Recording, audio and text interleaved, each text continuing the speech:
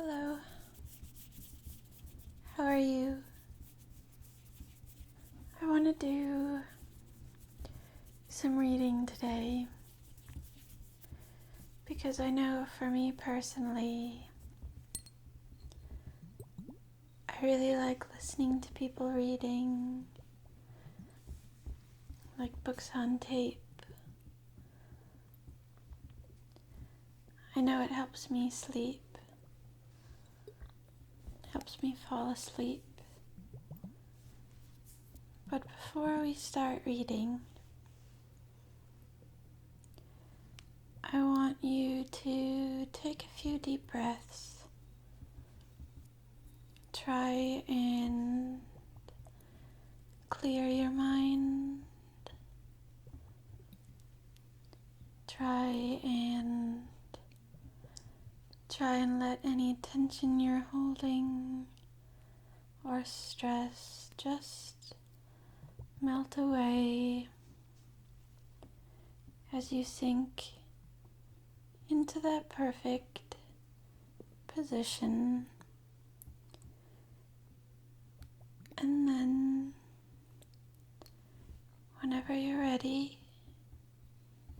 you can let your breathing return back to its normal state.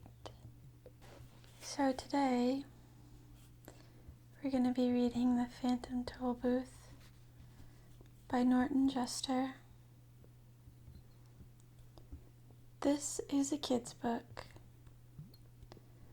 but it's always been my favorite book. I think because it's always had such a special place in my heart.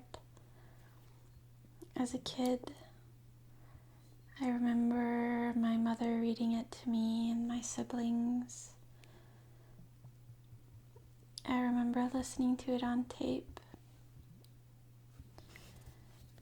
And I know not too many people, or at least not too many people I know about this book.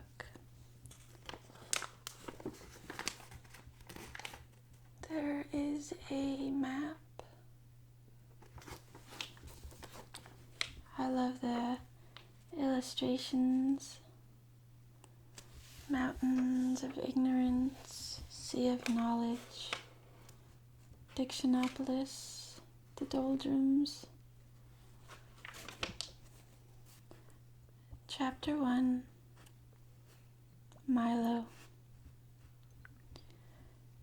There once was a boy named Milo who didn't know what to do with himself. Not just sometimes, but always. When he was in school, he longed to be out. And when he was out, he longed to be in. On the way, he thought about coming home. And coming home, he thought about going. Wherever he was, he wished he were somewhere else. And when he got there, he wondered why he'd bothered. Nothing really interested him, least of all the things that should. It seems to me that almost everything is a waste of time, he remarked one day as he walked dejectedly home from school. I can't see the point in learning to solve useless problems, or subtracting turnips from turnips, or knowing where Ethiopia is, or how to spell February. And since no one bothered to explain otherwise, he regarded the process of seeking knowledge as the greatest waste of time of all.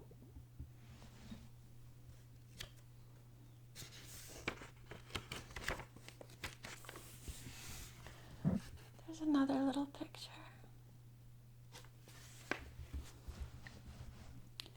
As he and his unhappy thoughts hurried along, for while he was never anxious to be where he was going, he liked to get there as quickly as possible. It seemed a great wonder that the world which was so large, could sometimes feel so small and empty. And worst of all, he continued sadly, there's nothing for me to do, nowhere I'd care to go, and hardly anything worth seeing. He punctuated this last thought with such a deep sigh that a house sparrow singing nearby stopped and rushed home to be with his family. Without stopping or looking up, Milo dashed past the buildings and busy shops that lined the street, and in a few minutes reached home. Dashed through the lobby, hopping onto the elevator, 2, 3, 4, 5, 6, 7, 8, and off again. Opened the apartment door and rushed into his room, flopped dejectedly onto the chair, and grumbled softly. Another long afternoon. He looked glumly at all the things he owned, the books that were too much trouble to read, the tools he'd never learned to use, the small electric automobile he hadn't driven in months, or was it years, and the hundreds of other games and toys and bats and balls and bits and pieces scattered around him. And then to one side of the room, just next to the phonogram, he noticed something he had certainly never seen before. Who could possibly have left such an enormous package, and such a strange one? For while it was not quite square, it was definitely not round, and for its size it was larger than almost any other big package of similar dimensions that he'd ever seen. Attached to one side was a bright blue envelope which said simply, "From Milo, who has plenty of time." Of course, if you've ever gotten a surprise package, you can imagine how puzzled and excited Milo was. And if you've never gotten one, pay close attention, because someday you might. "I don't think it's my birthday," he puzzled, "and Christmas must be months away, and I haven't been outstandingly good, or even good at all." And he had to admit that, even to himself. Most probably I won't like it anyway, but since I don't know where it came from, I can't possibly send it back. He thought about it for quite a while, and then opened the envelope, but just to be polite. "One genuine Turnpike Tollbooth," it stated, and then it went on. "Easily assembled at home and for use by those who have never traveled in lands beyond." Beyond what? Thought Milo, as he continued to read. This package contains the following items: one genuine turnpike toll booth to be erected according to directions, 3 precautionary signs to be used in a precautionary fashion, assorted coins for use in paying tolls, 1 map up to date and carefully drawn by master cartographers depicting natural and man-made features, 1 book of rules and traffic regulations which may not be bent or broken. And in similar letters at the bottom it concluded, Results are not guaranteed, but if not perfectly satisfied, your wasted time will be refunded. Following the instructions, which told him to cut here, lift there, and fold back all around, he soon had the Tollbooth unpacked and set up on its stand. He fitted the windows in place and attached the roof, which extended out on both sides, and fastened on the coin box. It was very much like the Tollbooths he had seen many times on family trips, except of course it was much smaller and purple. What a strange present, he thought to himself. The least they could have done was to send a highway with it, for it's terribly impractical without one. But since, at the time, there was nothing else he wanted to play with, he set up the 3 signs. Slow down, approaching Tollbooth. Please have your fare ready.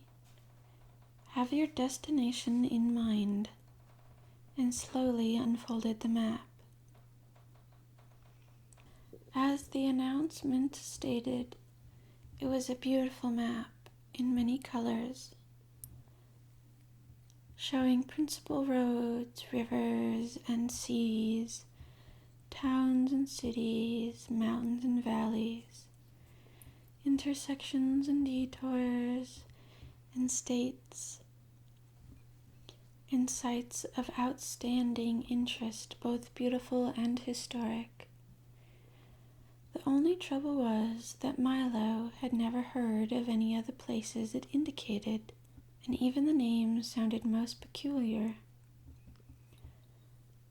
I don't think there really is such a country, he concluded, after studying it carefully. Well, it doesn't matter anyway.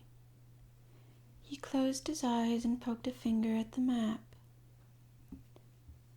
Dictionopolis, read Milo slowly when he saw what his finger had chosen. Oh, well, I might as well go there as anywhere. He walked across the room, dusted the car off carefully, then taking the map and rule book with him, he hopped in, and, for lack of anything better to do, drove slowly up to the toll booth. As he deposited his coin and rolled past, he remarked wistfully, I do hope this is an interesting game. Otherwise, the afternoon will be so terribly dull.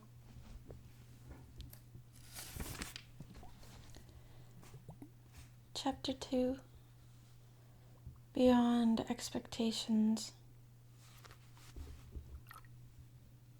Suddenly, he found himself speeding along an unfamiliar country highway, and as he looked back over his shoulder, neither the toll booth nor his room, nor even the house was anywhere in sight. What had started as a make-believe was now very real. What a strange thing to have happened, he thought. Just as you might be thinking right now. This game is much more serious than I thought. For here I am riding on a road I've never seen, going to a place I've never heard of, and all because of a toll booth which came from nowhere. I'm certainly glad it's a nice day for a trip, he concluded, hopefully. For at the moment, this was the one thing he definitely knew. The sun sparkled, the sky was clear, and all the colors he saw seemed to be richer and brighter than he could ever remember.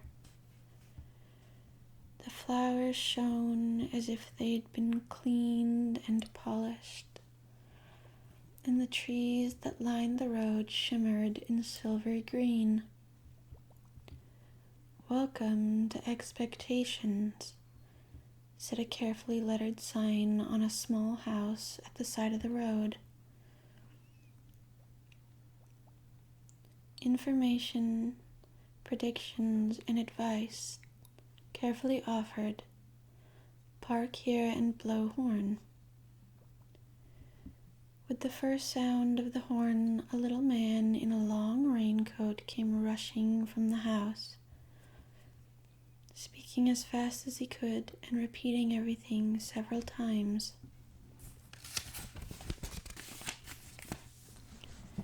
My.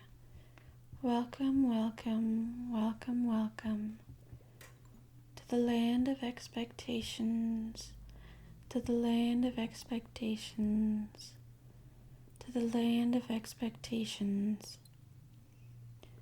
We don't get many travelers these days. We certainly don't get many travelers these days. Now what can I do for you? I'm the weatherman. Is this the right road for Dictionopolis? Asked Milo, a little bowled over by the effusive greeting. Well now, he began again. I don't know of any wrong road to Dictionopolis. So if this road goes to Dictionopolis at all, it must be the right road.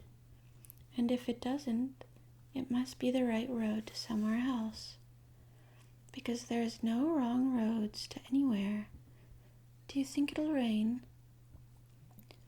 I thought you were the weatherman, said Milo, very confused. Oh no, said the little man. I'm the weatherman, not the weatherman. For after all, it's more important to know whether there will be weather than what the weather will be.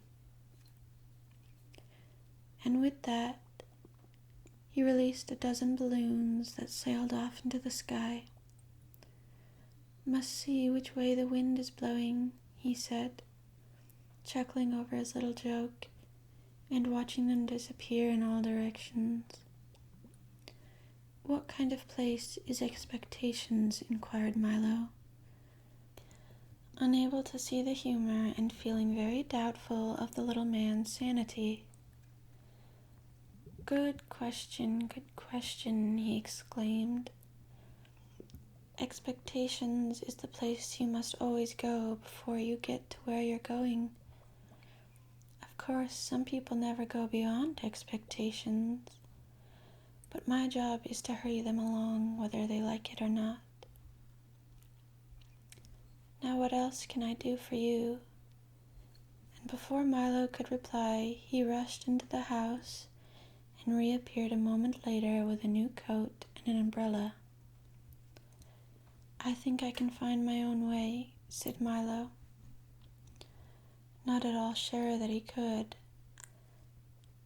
But since he didn't understand the little man at all, he decided that he might as well move on, at least until he met someone whose sentences didn't always sound as if they would make as much sense backwards as forwards.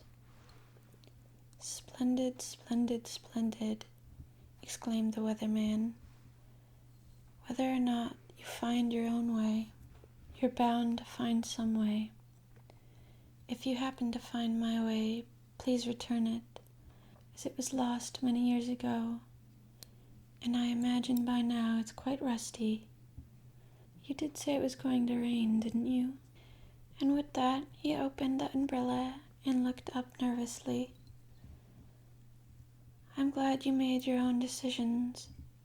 I do so hate to make up my mind about anything, whether it's good or bad, up or down, in or out, rain or shine. Expect everything, I always say, and the unexpected never happens.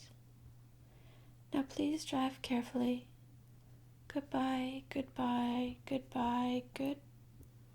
And his last goodbye was drowned out by an enormous clap of thunder, and as Milo drove down the road in the bright sunshine, he could see the weatherman standing in the middle of a fierce cloudburst that seemed only to be raining on him.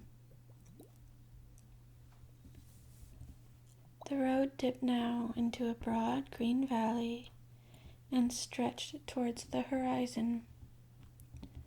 The little car bounced along with very little effort, and Milo had hardly to touch the accelerator to go as fast as he wished. He was glad to be on his way. It's all very well to spend time in expectations, he thought, but talking to that strange man all day would certainly get me nowhere. He's the most peculiar person I've ever met, continued Milo, unaware of how many peculiar people he would shortly encounter. That's it for now. The book is a bit strange, but I just feel so many emotions when I read it. And I hope you've enjoyed it this far, and it's helped you get relaxed.